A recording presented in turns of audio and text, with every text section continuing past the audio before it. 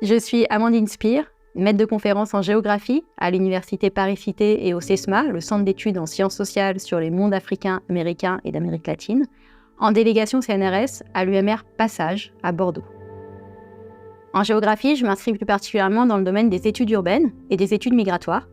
et je travaille plus particulièrement en Afrique de l'Ouest, au Togo et au Ghana, à Lomé et Accra, sur la question des transformations urbaines en lien avec la présence des migrants étrangers en ville, que ce soit par la création d'activités, par la question de l'occupation de certains logements, de certains espaces publics, la façon dont les populations migrantes produisent, transforment, fabriquent l'espace urbain. Et depuis quelques années, je mène des recherches dans une dynamique de comparaison avec des situations françaises. Donc je mène des travaux de recherche en banlieue parisienne et également dans des villes secondaires françaises. Mais en allant sur place, j'ai été frappée de voir à quel point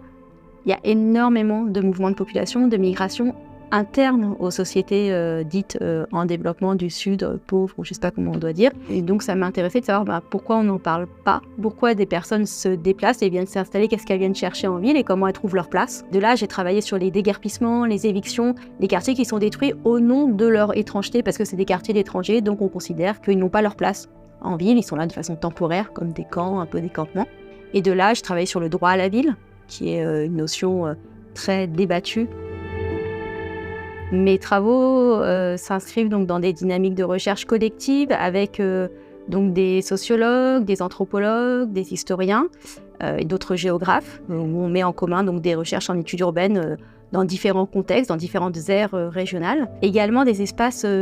éditoriaux. Pour moi, c'est aussi une part importante de mon travail. J'ai participé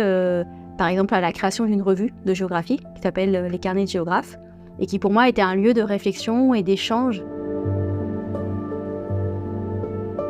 Je pense vraiment que le dialogue et l'échange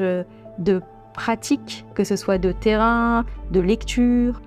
d'écriture, est vraiment un élément très, très important en fait, dans ma pratique de recherche et aussi beaucoup d'une génération à l'autre. Je suis assez sensible aux transmissions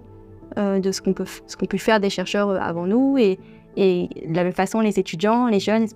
à travers mes enseignements.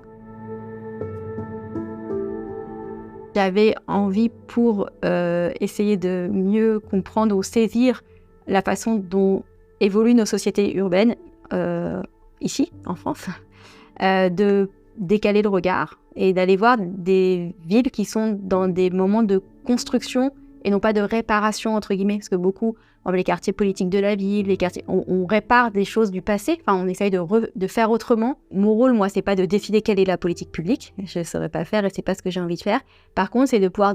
donner de la matière pour penser